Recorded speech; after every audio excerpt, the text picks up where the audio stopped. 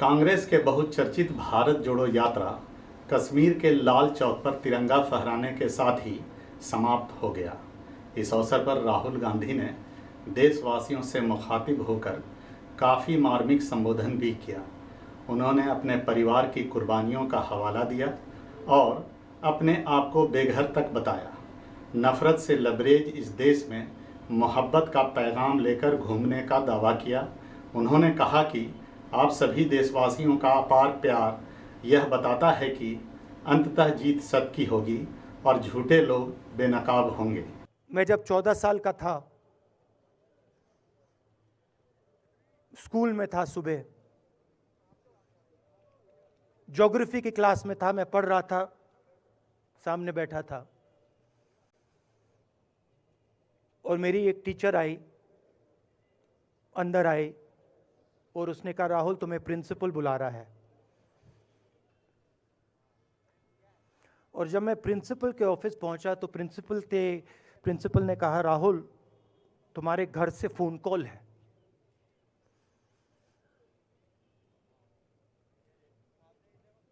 और जब मैंने उसके शब्द सुने मुझे पता लग गया कुछ गलत हो गया है। मेरे पैर कांपे और मैंने जैसे फोन अपने कान पे लगाया तो मेरे माँ के साथ एक औरत काम करती है, वो चिल्ला रही थी, राहुल दादी को गोली मार दी, दादी को गोली मार दी। 3-4 दिन पहले एडमिनिस्ट्रेशन ने कहा कि देखिए, शायद डराने के लिए, कि देखिए अगर आप पैदल चलेंगे तो आपके ऊपर ग्रेनेड फेंका जाएगा। तो मैंने सोचा, नहीं सुनिए, मैंने सोचा कि ऐसे करते हैं, मैं अपने घर वापस जा रहा हूं, 4 दिन पैदल चलूंगा, अपने घर के जो लोग हैं उनके बीच में चलूंगा। और मैंने सोचा कि जो मुझसे नफरत करते हैं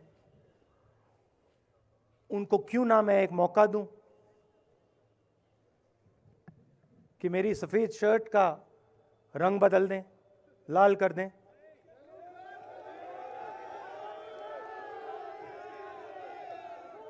क्योंकि मेरे परिवार ने मुझे सिखाया है, गांधी जी ने मुझे सिखाया है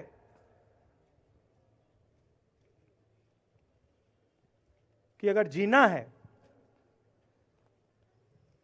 तो डरे बिना जीना है, नहीं तो जीना नहीं है। तो मैंने मौका दिया, मैंने कहा मैं 4 दिन चलूंगा, बदल दो टी शर्ट का रंग, लाल कर दो, देखी जाएगी। मगर जो मैंने सोचा था वही हुआ। जम्मू कश्मीर के लोगों ने मुझे हैंड ग्रेनेड नहीं दिया, अपने दिल खोलकर प्यार दिया, गले लगे। राहुल गांधी द्वारा शुरू की गई इस भारत जोड़ो यात्रा से कम इतना तो जरूर हुआ कि पूरे देश में राहुल की अब तक बना दी गई पप्पू वाली छवि खत्म हुई और एक नए राहुल को देखने और समझने का मौका देशवासियों को मिला। खुद राहुल ने भी देश के सर्वाधिक प्रभावशाली राजनीतिक परिवार के मनमौजी बेटे से हटकर एक अलग राहुल गांधी के रूप में जनता से संवाद करने की कोशिश की है। यही बात देश की सत्ता पर काबिज भारतीय जनता पार्टी के लिए चिंता का सबब बन गया है।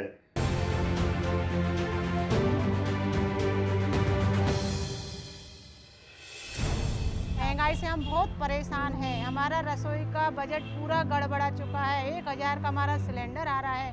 बेरोजगारी बहुत ज़्यादा बढ़ चुकी है। और रैली में ये बोलना, राहुल जी भारत यात्रा जोड़ के रखना और बड़े बुजुर्गों, किसानों का, गरीबों का, सबका ध्यान रखना आप। आखिर राहुल गांधी की इस यात्रा का हासिल क्या है? भावनात्मक मुद्दों से हटकर चुनाव जिताओ मुद्दे को साबित करने की गंभीर कोशिश करना, अथवा नामदार से आमदार होने का संदेश देना, या फिर यह संदेश देना कि सत्ता की तमाम कोशिशों के बाद भी देश में विरोधी स्वरों को दबाना नामुमकिन है। यात्रा के इन 3 महीनों में राहुल ने अपनी स्थापित छवि को बदलने की काफ़ी हद तक कोशिश की है। यह केवल क्लीन शेव्ड राहुल से दढ़ियल राहुल तक सीमित नहीं है। सबसे बड़ी बात है कि राहुल ने अपने संकल्प को पूरी निरंतरता से पूरा किया है। ध्यान रहे कि प्रख्यात समाजसेवी बाबा आमटे ने भी 1986 में भारत जोड़ो यात्रा निकाली थी। तब देश की सत्ता राजीव गांधी के हाथों में थी। बाबा आमटे की यात्रा राहुल की यात्रा से भी लंबी थी, लेकिन बाबा आमटे ने देश में शांति और टूटे मनों को जोड़ने के लिए यह यात्रा की थी। वे ना तो नेता थे और ना ही सत्ता उनकी मंजिल थी।